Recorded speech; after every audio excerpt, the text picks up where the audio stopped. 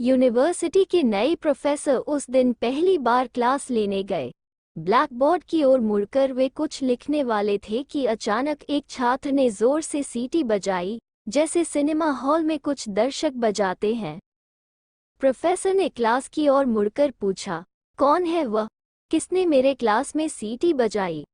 Class के किसी ने जवाब नहीं दिया।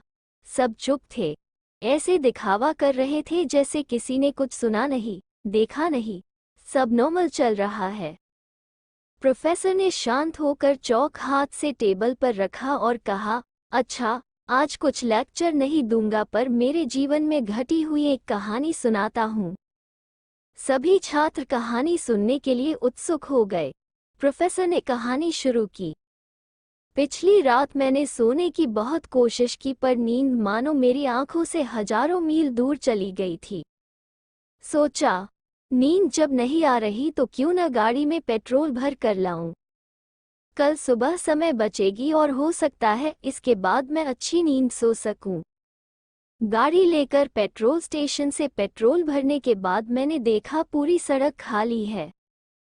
बाहर ठंडी हवा चल रही थी और आसमान में बादलों से चांद लुका छिपी खेल रहे थे। सोचा थोड़ी दूर अगर हो आऊं तो मन बहल जाएगा। थोड़ी देर जाने पर अचानक एक मोड़ में मुझे एक लड़की दिखाई दी। अंधेरे में असहाय होकर खड़ी थी। लड़की दिखने में जितनी सुंदर थी उसके कपड़े भी उतने ही सुंदर थे। कुल मिलाकर वह बेहद खूबसूरत लग रही थी। निश्चित रूप से वह किसी पार्टी से लौट रही है। मैं उस पर से अपनी नजर हटा नहीं पा रहा था। पहली नजर पर ही मुझे उससे प्यार हो गया। शिष्टाचार के खातिर मैंने गाड़ी उनके पास रोकी और ग्लास नीचे करते हुए पूछा, क्या मैं आपकी कुछ मदद कर सकता हूँ? कुछ हेल्प की जरूरत हो तो बताएं मुझे। लड़की ने लज्जापूर्वक मुस्कुराया। मैं मंत्रमुग्ध रह गया। थोड़ी मुस्कुराकर बोलने लगी, क्या आप मुझे एक लिफ्ट दे सकते हैं? उनके ड्राइवर ने खबर दिया है कि उनकी गाड़ी स्टार्ट नहीं हो रही और काफी देर से कोई टैक्सी नहीं मिल रही है। मेरी धड़कन बढ़ गई थी। गाड़ी से उतरकर मैंने सामने का दरवाजा उनके लिए खोल दिया। उन्होंने खुशी खुशी गाड़ी में बैठा। मैंने अपना परिचय दिया। मैं आपके इलाके की यूनिवर्सिटी का प्रोफेसर हूँ। उसने भी अपना परिचय दिया और हम दोनों बातें करने लगे। वह बड़ी ब्रिलियंट थी। अलग अलग विषयों पर बातें करने के बाद मुझे मालूम हुआ कि उसकी काफी नॉलेज है जो आज के जनरेशन के बहुतों में नहीं है। और जब हम उसके घर पहुंचे तो मेरे स्वभाव की प्रशंसा करते हुए वह बोली, हम दोनों मुक्त विचारों वाले हैं, शायद हम फिर मिल सकते हैं। बिना संकोच किए उसने पूछा, क्या आप शादीशुदा है? मैं समझ गया कि वो भी मुझे चाहने लगी है। मैंने कहा, आपकी सुंदरता से मुग्ध होकर ही मैंने गाड़ी रोकी थी। मैंने हमेशा ऐसी राजकुमारी का सपना देखा था जो बिल्कुल आप ही की तरह हो, जिसे मैं अपना जीवन संगिनी बना सकूं।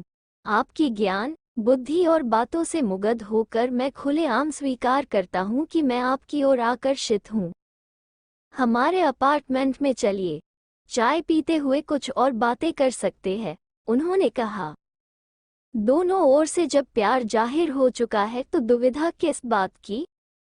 आखिरकार मैं उसके घर गया। कुछ देर बातें करने के बाद जब मैं आने लगा तो उसने बोला, सुनिए, आपके कहे हुए यूनिवर्सिटी में मेरा भाई भी पढ़ता है। दरअसल वो आपका ही स्टूडेंट है। अब घर में नहीं है, बाहर गया है। प्लीज आप उसका ध्यान रखिए ताकि वो अच्छा कर सके। अब जब हमारे बीच एक अच्छा संबंध बन चुका है, मेरा भाई आपकी भी जिम्मेदारी हुई। मैंने पूछा, आपके भाई का क्या नाम है?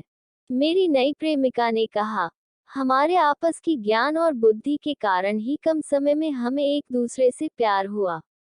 आप अपनी बुद्धिमत्ता से मेरे भाई को पहचान लेंगे। उसका नाम मैं नहीं बताऊंगी, लेकिन मेरे भाई की एक खासियत है जिससे आप उसे पहचान लेंगे। मैंने कहा, बहुत बढ़िया। क्या खासियत है आपके भाई की? मेरी प्रेमिका ने जवाब दिया, वह कभी कभी बहुत जोर से सीटी बजाता है।